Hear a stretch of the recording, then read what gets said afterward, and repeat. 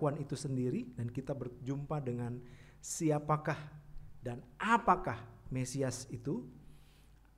Kemudian kita juga membahas apa pentingnya pengakuan itu, karena itu menjadi garis pemisah antara anak-anak kerajaan Allah dan anak-anak kerajaan setan. Sesuatu yang sangat serius.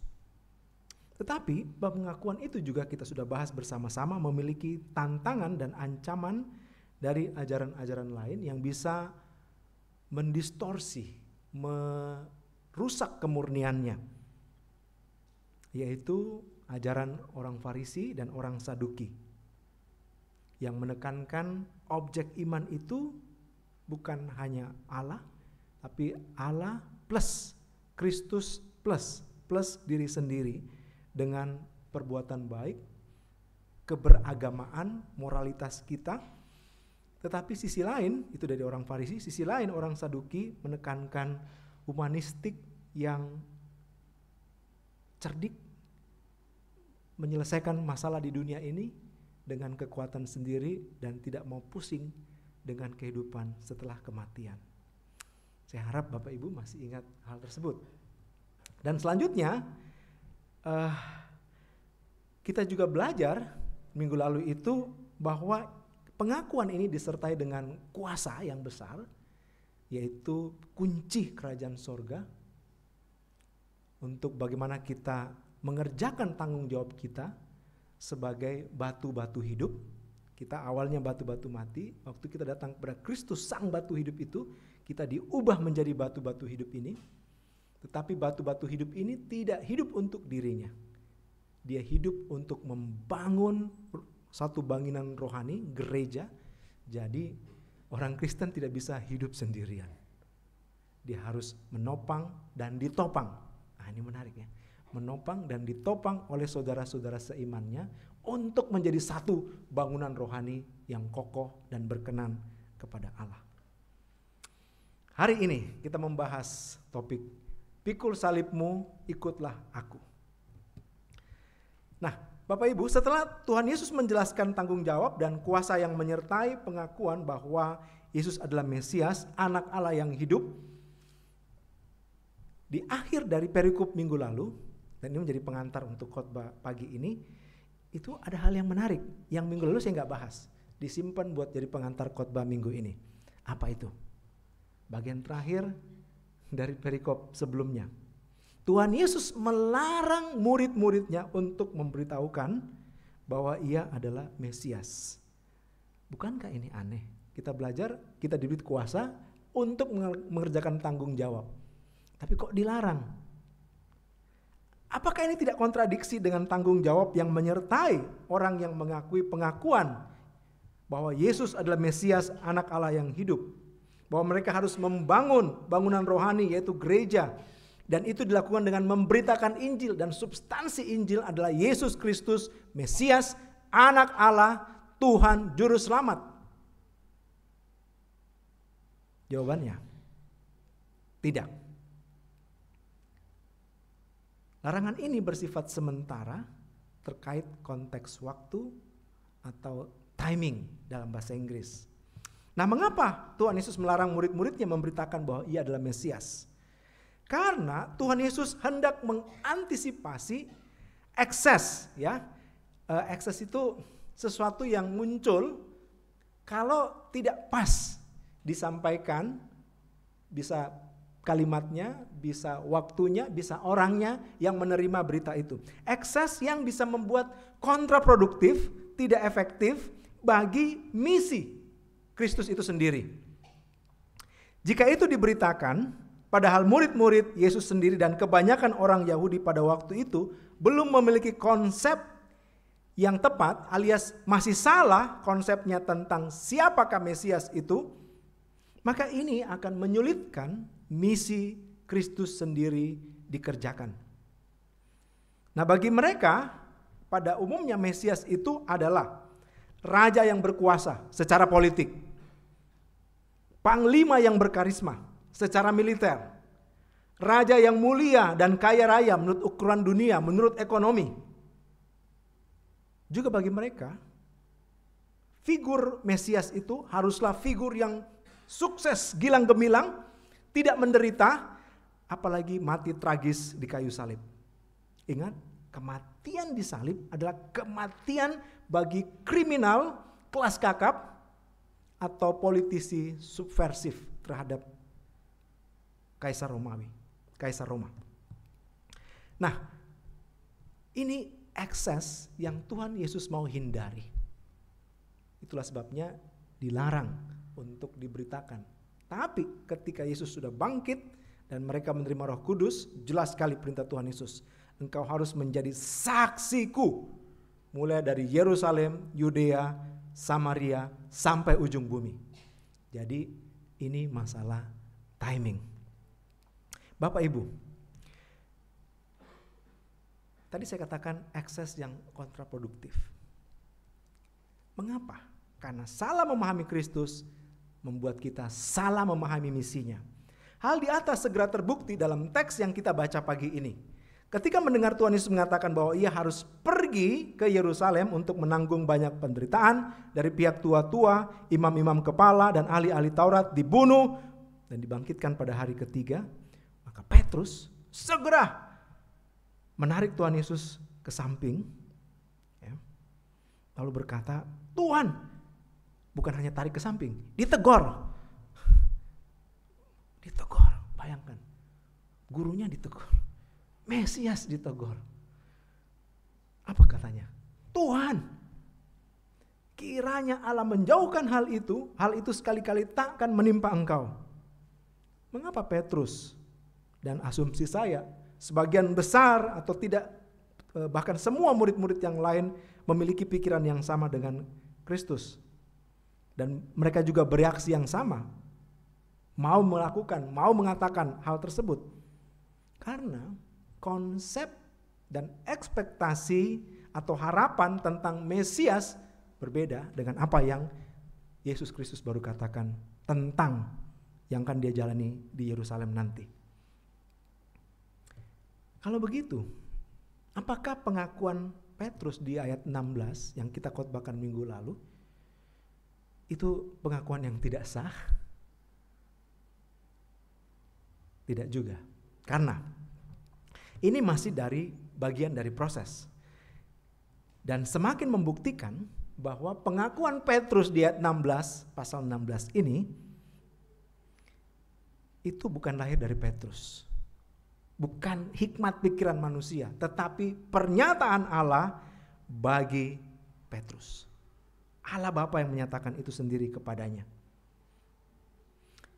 Jadi ini masih berproses, semakin maju, semakin clear, semakin kuat.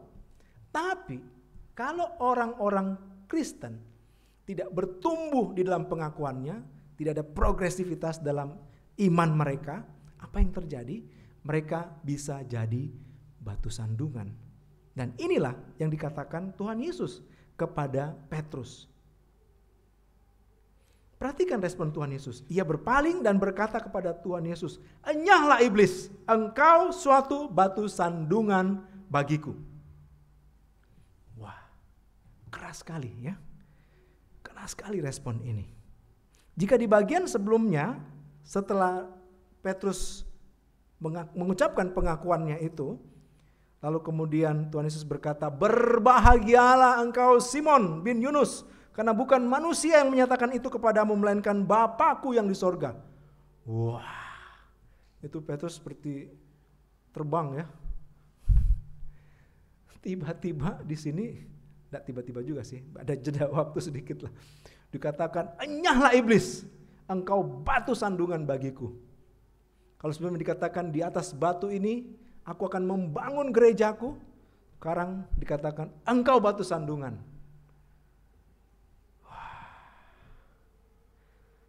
Iman Petrus yang naik begitu tinggi tiba-tiba meluncur drastis. Jadi memang iman kita itu dinamis Bapak Ibu, ya.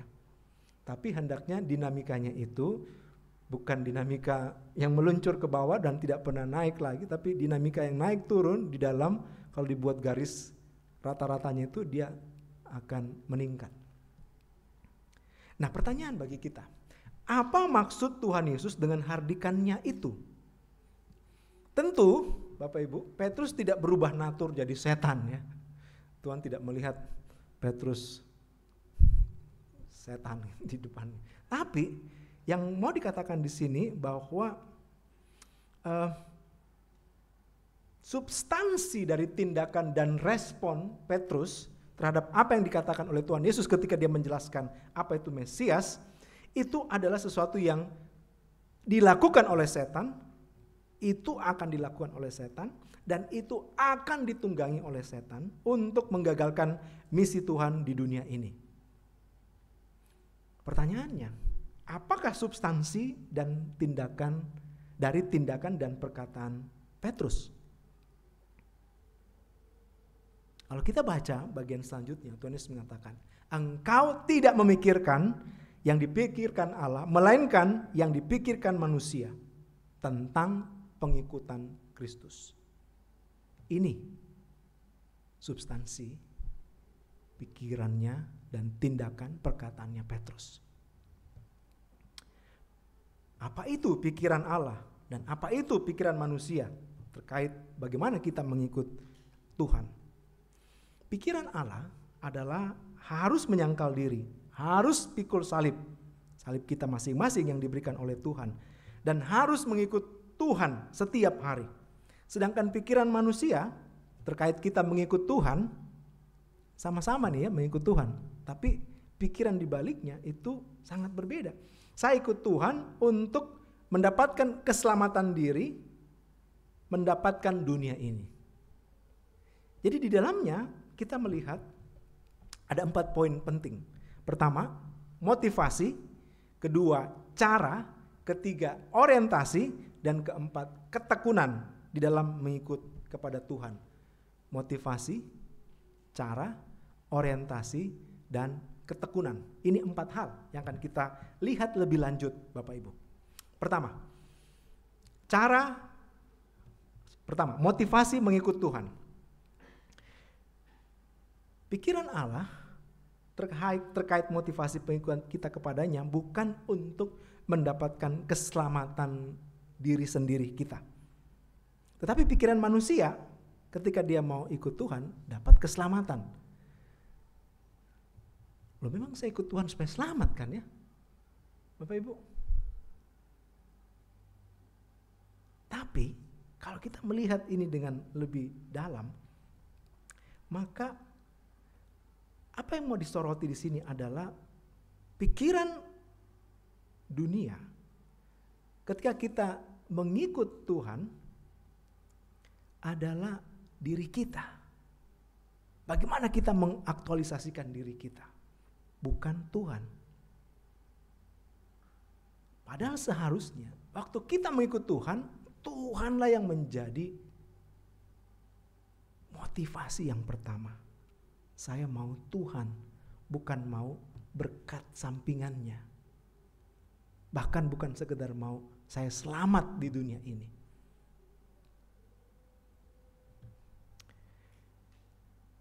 Bapak Ibu, usaha kita mengikut Kristus itu kalau bukan anugerah Tuhan, maka pasti berbasis pada diri kita sendiri. Dan ini kelanjutan dari apa yang kita bahas di khotbah minggu lalu, bagaimana orang Farisi dan orang Saduki berpikir untuk mendapatkan keselamatan, mempraktekkan apa untuk mendapatkan keselamatan.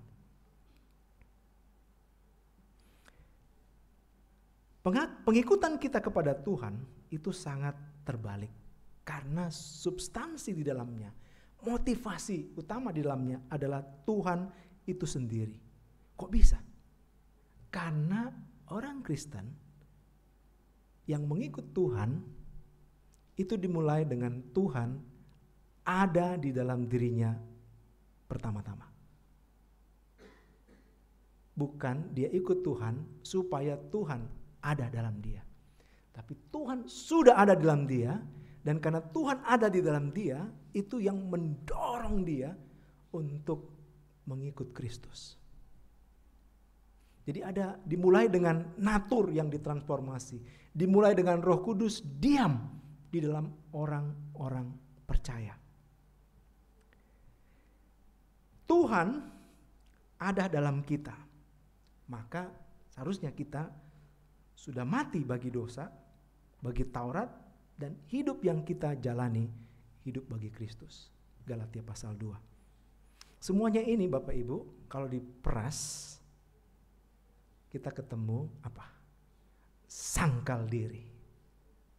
Jadi motivasi dalam mengikut Tuhan, penyangkalan diri. Karena bukan lagi tentang saya, tapi tentang Tuhan yang di dalam saya, yang mendorong saya. Jadi bukan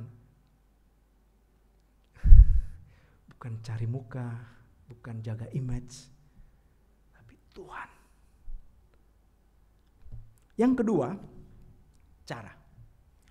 Tadi kita bahas motivasi, yang kedua cara. Cara mengikut Tuhan menurut pikiran Allah. Pikiran Allah terkait pengikutan kita adalah caranya bagaimana? Adalah memikul salib. Mari kita lihat sedikit latar belakang tentang penyaliban. Penyaliban adalah sebuah cara penghukuman mati yang dibuat oleh orang Romawi bagi kriminal kelas kakap atau lawan-lawan politik kaisar. Tujuannya jelas, merendahkan manusia yang disalibkan itu serendah-rendahnya, menteror semua orang yang melihat, karena itu dilakukan di publik, bukan di tempat tertutup, di publik untuk memberikan efek jerah. Jangan coba-coba. Sebaik pertanyaan selanjutnya, setelah kita tahu bahwa itu tujuannya, maka apa maknanya? Penyaliban itu kalau sudah diputuskan di pengadilan Romawi, tidak bisa dianulir Bapak Ibu. Tidak bisa dibatalkan. Jadi hanya satu saja artinya, mati. Nah, mengapa Tuhan Yesus mengatakan cara pengikutan kita kepadanya adalah dengan memikul salib? Pertama, ini mengingatkan kita untuk terus-menerus bahwa kita adalah orang yang layak disalibkan karena dosa-dosa kita. Dengan kita pikul salib itu, Tuhan Yesus ingatkan, kamu orang yang layak mati karena kamu orang berdosa.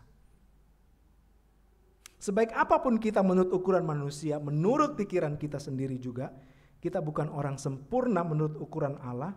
Kita sudah menyimpang, kita melanggar hukum Tuhan, kita orang berdosa dan upahnya maut. Salib, mati. Tetapi Kristus menggantikan kita di kayu salib. Ini membuat kita sampai pada arti yang kedua memikul salib, yaitu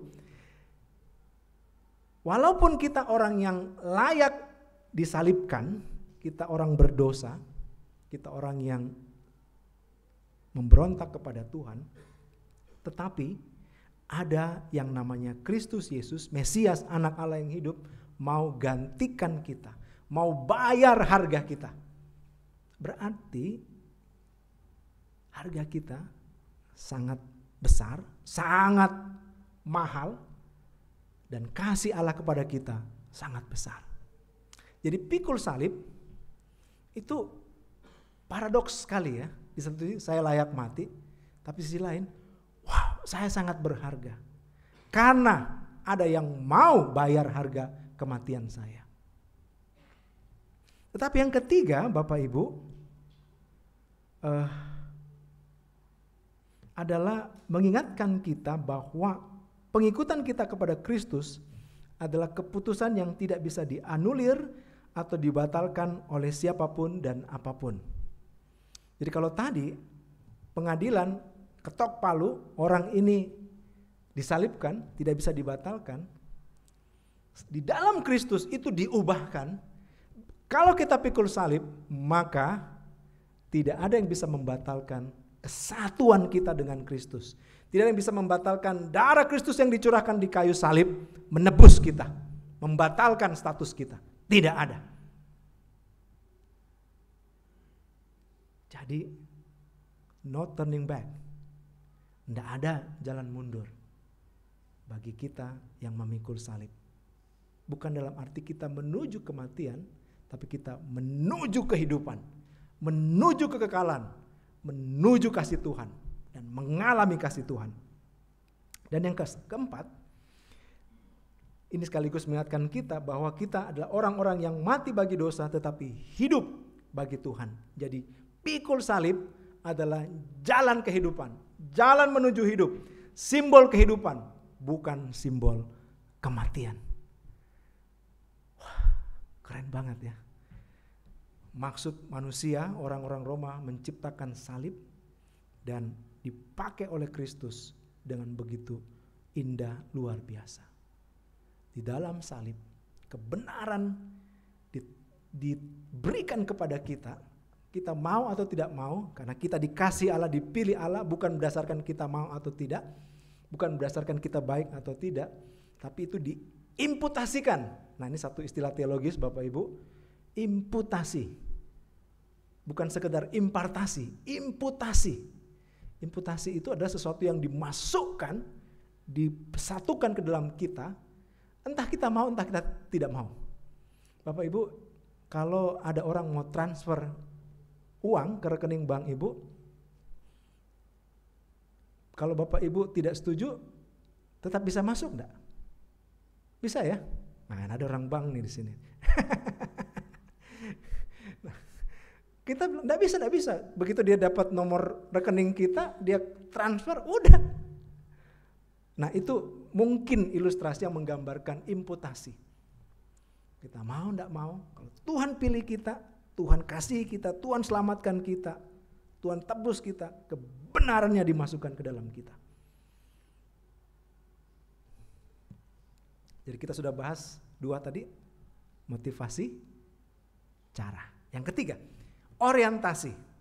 Bapak Ibu, mengikut Tuhan, betul kita butuh motivasi yang benar, kita butuh cara yang benar, tetapi kalau kita tidak hati-hati, itu bisa diorientasikan ke kiri dan ke kanan. Oleh karena itu, Tuhan Yesus bilang, setelah pikul salib, ingat, ikut aku.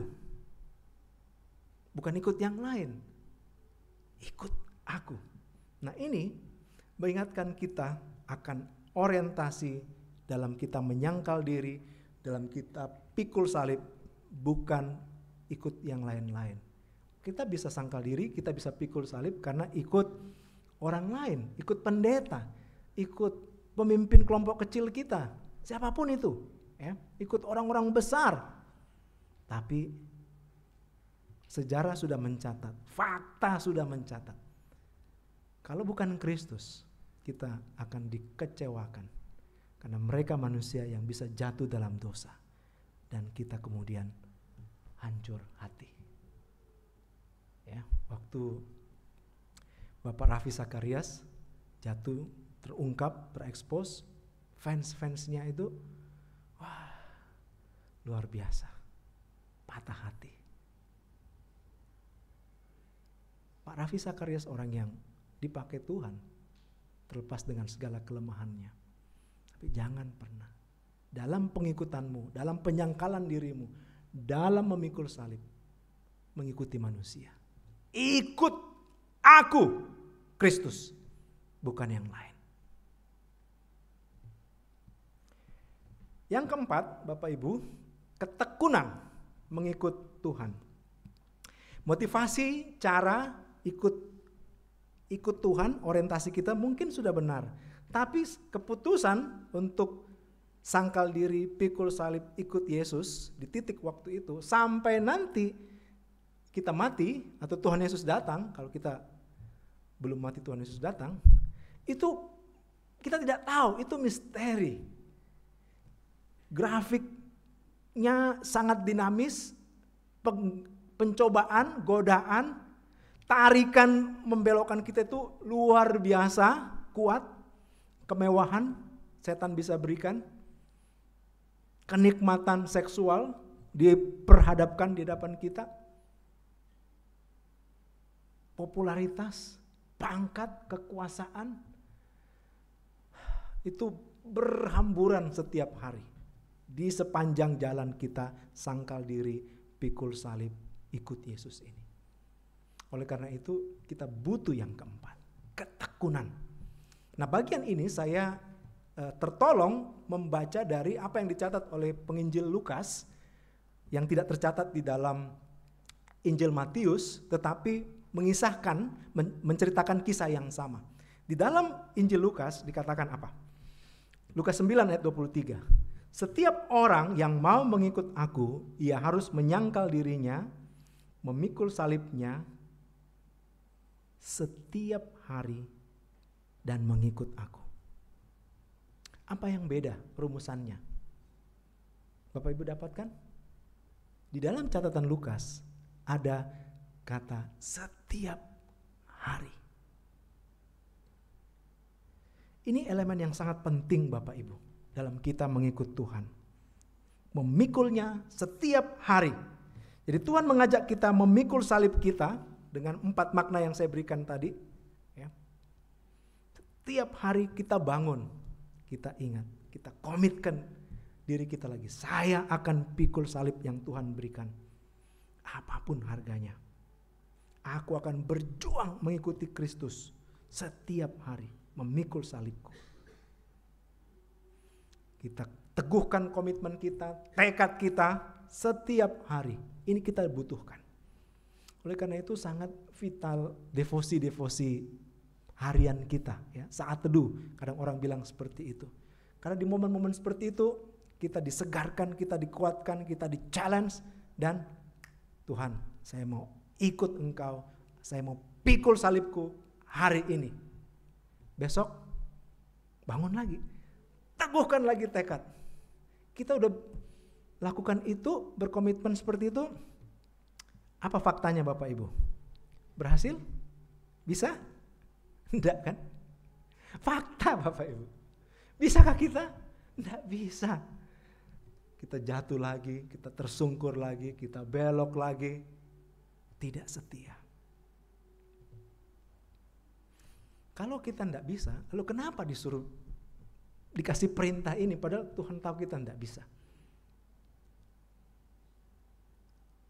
Paradoks ya. Maka jawabannya adalah ingat. Keselamatan kita, pengikutan kita akan Kristus tidak pernah berbasis saya. Bukan untuk mengaktualisasikan saya bisa, saya kuat, saya hebat. Tapi pengikutan kita kepada Kristus substansinya adalah anugerah Allah itu sendiri.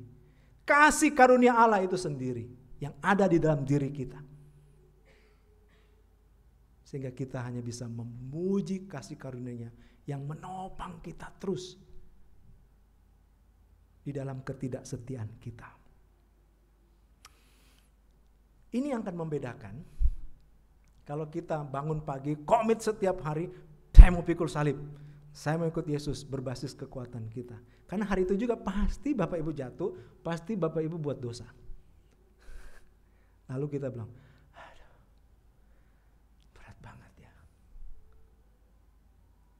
kasih perintah gini pada Tuhan sudah tahu saya tidak bisa. Salahnya bukan Tuhan Bapak Ibu, salahnya kita. Karena kita mau pikul salib itu dengan kekuatan kita sendiri dan tidak bisa.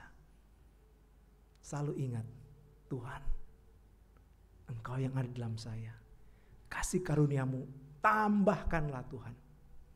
Jadi kalau kebenaran ini yang menguasai kita dalam komitmen kita setiap hari, maka kita akan menjalani hari-hari itu, entah berhasil hari itu, entah jatuh, entah mundur, entah maju, tapi kita akan menjalani itu sebagai celebration of grace. Kita merayakan kasih karunia Tuhan, karena bukan lagi tentang saya, tapi tentang Tuhan. Dan kasih karunia Tuhan tidak pernah gagal, tidak pernah terlambat, tidak pernah salah. Bapak Ibu, menarik sekali kalau kita baca Mazmur 23, kebaikan dan kemurahan-Mu akan mengikuti aku. Terjemahan bahasa Indonesia itu tidak terlalu kuat ya. Itu kalau mau diterjemahkan secara hurufiah Bapak Ibu, Mazmur 23. Familiar ya Bapak Ibu ya, Tuhan adalah gembalaku, takkan kekurangan aku. Dan bagian yang itu. kasih karuniamu, kebaikan dan kemurahanmu itu seperti orang yang mengejar kita dan tidak akan melepaskan kita. Ini yang kasih karunia Tuhan kerjakan dalam diri kita. Jadi bukan sekedar ikut gitu ya, tapi seperti bapak ikuti anak bayinya atau ibu, bukan anak bayi, anak toddler lah, anak kecilnya ya, yang jalan-jalan belum rapi gitu. Begitu mau jatuh langsung ditangkap, panjat-panjat, langsung siap ditangkap. Ini kasih karunia Tuhan Bapak Ibu, yang menyertai kita, yang mengejar kita seperti seorang mau menangkap sesuatu, yang selalu siap, selalu waspada dan selalu ada. Jadi kalau ini kebenarannya Bapak Ibu, maka sangkal diri, pikul salib setiap hari, ikut Yesus, harusnya kita lakukan dengan riang gembira. Ya. Bukan berarti tidak ada penderitaan, bukan berarti tidak ada pengkhianatan, bukan berarti tidak ada air mata, bukan berarti tidak ada kegagalan. Tapi bukan tentang saya lagi. Tuhan, kasih karunia-Nya, anugerahnya.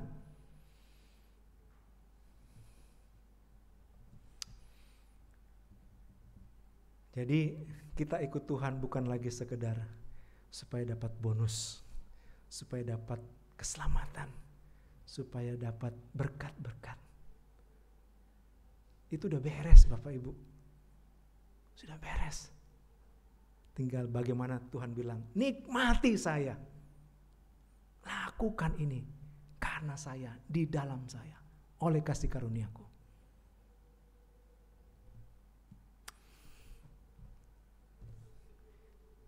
Saya harus akhiri, tapi saya kasih catatan pinggir.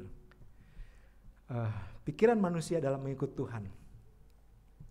Tadi saya tanyakan di awal, apa bedanya pikiran Allah dan pikiran manusia?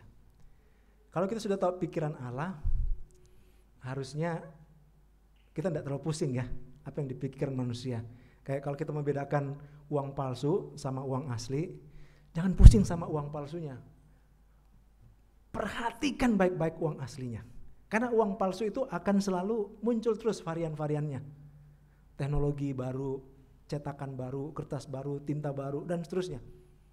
Jadi kalau kita mau mengikut Tuhan dengan benar, perhatikan apa yang Tuhan maksudkan mengikut aku. Tapi Tuhan baik, Dia masih kasih bonus ya. Dan ini muncul. Perhatikan ya. Lihat. Jadi setelah saya tanyakan apa bedanya pikiran Allah dan pikiran manusia begini. Berorientasi keselamatan diri sendiri dan tujuannya memperoleh dunia. Secara tidak langsung kita sudah bahas tadi. Hal ini sekali lagi sejalan dengan pikirannya Petrus dan orang-orang Yahudi di zamannya dan murid-murid lain yang mungkin kurang lebih kualitasnya, pemahamannya, imannya pada waktu itu dengan Petrus. Dan manfaat yang didapatkan orang-orang yang mengikut Mesias. Jadi orientasinya sangat self-center.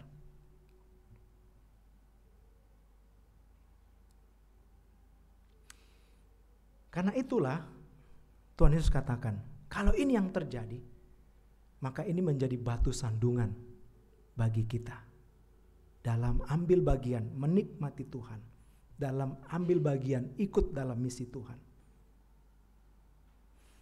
Yang kedua, pikiran manusia, finalitasnya adalah kehilangan nyawa. Kenapa? Karena mereka mau menyelamatkan nyawanya dengan kekuatan mereka sendiri. Dan ini tidak bisa. Mereka menyelamatkan nyawa dengan kekuatannya sendiri. Ini juga tidak bisa. Bahkan setan bisa intervensi dan memberikan seperti yang Tuhan Yesus alami, ditawarkan. Kau sembah saya berikan semua ini, dunia ini dan segala kemuliaannya. Tapi Tuhan Yesus bilang, apa gunanya dapat seluruh dunia kalau engkau kehilangan nyawamu? Sedangkan finalitas pikiran Allah dalam pengikutan kita kepada Kristus, kalau kita hidupi, kita alami, kita kerjakan, adalah keselamatan nyawa kita. Bahkan jika itu harus dengan kehilangan nyawa kita sendiri. Saya akan tutup bagian ini Bapak Ibu membaca Yohanes pasal 21. Yohanes 21. Paling terakhir dari Injil Yohanes. Saya akan baca ayat 18 sampai 22. Yohanes 21 ayat 18 sampai 22. Aku berkata kepadamu, sesungguhnya ketika engkau masih muda. Ini Tuhan Yesus ngomong kepada Petrus yang mengalami peristiwa yang kita bahas hari ini. Aku berkata kepadamu, sesungguhnya ketika engkau masih muda, engkau mengikat pinggangmu sendiri dan engkau berjalan kemana saja kau kehendaki. Tapi jika engkau sudah menjadi tua, engkau akan mengulurkan tanganmu dan orang lain akan mengikat engkau dan membawa engkau ke tempat yang tidak kau kehendaki. Dan hal ini dikatakannya untuk menyatakan bagaimana Petrus akan mati dan memuliakan Allah. Sesudah mengatakan demikian, ia berkata kepada Petrus, ikutlah aku. Tapi belum selesai. Itu baru ayat 19 Bapak Ibu. Saya lanjut ya. Ayat 20. Ketika Petrus berpaling, ia melihat bahwa murid yang dikasihi Yesus sedang mengikuti mereka. Yohanes yang mencatat Injil ini. Yaitu murid yang pada waktu mereka sedang makan bersama duduk dekat Yesus dan yang berkata, Tuhan, siapakah dia yang akan menyerahkan engkau? Ketika Petrus melihat murid itu, melihat Yohanes, temannya sendiri, ia berkata kepada Yesus, Tuhan, apakah yang akan terjadi dengan dia ini? Mulai banding-bandingkan. Berapa? Bagaimana hidupnya nanti? Ya.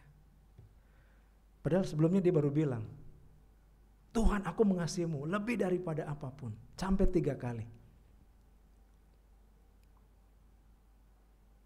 Ketika Petrus melihat murid itu, ia berkata kepada Yesus, Tuhan, apakah yang terjadi dengan dia ini?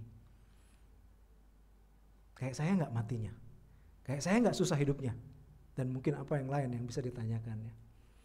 Tuhan Yesus berkata, jawab Yesus, jikalau aku menghendaki supaya ia tinggal hidup sampai aku datang, itu bukan urusanmu. Tapi engkau ikutlah aku. Aplikasi kita hari ini, Bapak Ibu, Tuhan Yesus berkata kepada murid-muridnya, berarti kepada kita juga, setiap orang yang mau mengikut aku, ia harus sangkal diri, memikul salibnya setiap hari, dan mengikut aku. Mari kita berdoa. Tuhan, terima kasih untuk firman-Mu. Tolonglah kami menghidupi kebenaran ini. Tolonglah kami mengikut-Mu dengan pikiran Allah sendiri. Dalam nama Tuhan Yesus, kami mohon semua ini. Amin.